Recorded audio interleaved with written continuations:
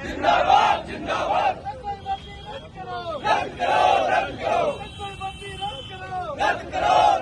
राजस्थान में राष्ट्रीय लोकतांत्रिक पार्टी के सांसद हनुमान बेनीवाल इन दिनों वर्ष 2021 में हुई सब इंस्पेक्टर भर्ती परीक्षा को रद्द कराने की मांग पुरजोर तरीके से उठा रहे हैं।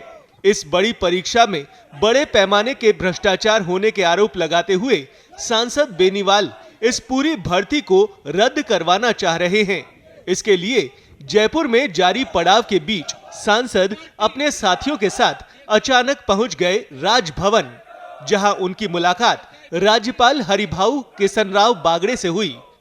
सांसद बेनीवाल ने सब इंस्पेक्टर भर्ती परीक्षा में पेपर लीक की बात कहते हुए उसे रद्द करने की मांग की। साथ ही मौजूदा राजस्थान लोक सेवा आयोग यानी आरपीएससी को भंग करके इसके पुनर्गठन की भी मांग की।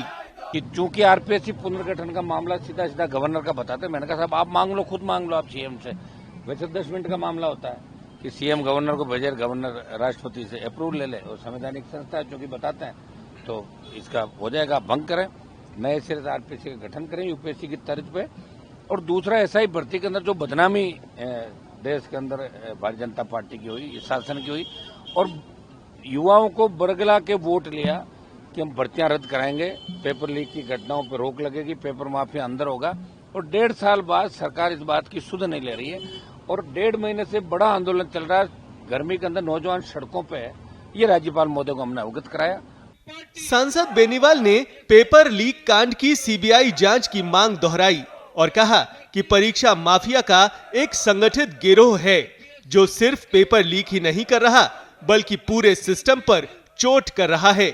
उन्होंने राज्य सरकार पर गंभीर आरोप भी लगाए।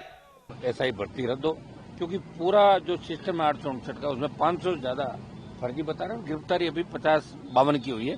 103 लोग जो पकड़े हैं वो दूसरे उनके साथ वाले। तो एसओजी के अंदर भी एक तरीके से सेटलमेंट का कमरा बन गया, जिसमें कुछ लोगों को लाते हैं और 3 के साथ एक, जैसे 2 लाए तो 1 फ्री, 3 के साथ 1 फ्री। ये धंधा एसओजी के अंदर था। 1-1 करोड़ रुपए के अंदर बहुत से मुलजिम एसओजी ने भी निकाला। तो एसओजी भी दूध की धुली नहीं। हम चाहते हैं कि ये मामला एक बार रद्द करके जांच जारी रहे, सीबीआई इसकी जांच करे। ये हमारी तरफ से हम चाहते हैं कि एक बार भर्ती रद्द हो, आरपीएससी का पुनर्गठन हो, यूपीएससी की तर्ज पर मेंबर यहाँ आने वाला जो राजस्थान का यूथ है, बच्चे हैं, वो भरोसा करें। क्योंकि अब घरों के अंदर भी बच्चे कहने लगे कि पापा कितनी पढ़ाई कर लें, लेकिन फायदा क्या, पेपर तो आउट हो जाएगा। जो सांसद बेनीवाल ने भजनलाल सरकार पर उनके फोन टैप किए जाने की भी आशंका जताई और कहा कि सरकार को आंदोलन से पहले ही हर जानकारी मिल जाती है। ये निजता का हनन है। वो मैंने सही कहा, वो सही आरोप लगाए मैंने, क्योंकि मेरे पास सूचना मिल गई सारी की सारी। क्योंकि मेरा जिधर भी मूवमेंट होता है, जो भी बात होती है, तो उससे पहले ही कहीं पहुंच जाती है। इसका मतलब फोन टैप हो रहा है। और आज के युग में पेगासस के बाद तो आप देख रहे हो कि फेस टाइम और व्हाट्सएप भी आराम से टैप किए जा सकते हैं। इससे पहले भी बहुत से लोगों को फोन टैप हुए।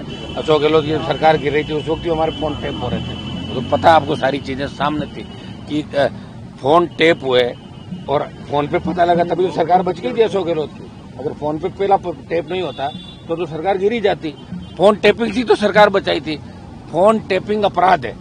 हम प्रयास करें, पता लग जाए हमें सारी बात का, और ये लिख के भी हम दे रहे हैं इस बात को कि भाई हमारे फोन टैप करना गलत है। किसी की प्राइवेसी, आप जब तक देश को कोई खतरा नहीं हो या कोई दूसरी गतिविधियों में शामिल नहीं हो, तब तक आप फोन किसी का टैप नहीं कर सकते। ये हमारा संवैधानिक अधिकार। लेकिन दुर्भाग्य है कि राजस्थान गलत दिशा की ओर जा रहा है। गहलोत वसुंधरा के बाद भजनलाल जी भी इसी दिशा में चल पड़े। सांसद बेनीवाल ने सरकार पर दबाव बढ़ाने के लिए जल्द ही आंदोलन की नई रणनीति बनाकर पूरे प्रदेश में लेकर जाने की बात कही है और कहा है कि अगर सरकार ने भर्ती रद्द नहीं की और आरपीएससी का पुनर्गठन नहीं किया तो युवाओं का आक्रोश और उग्र होगा।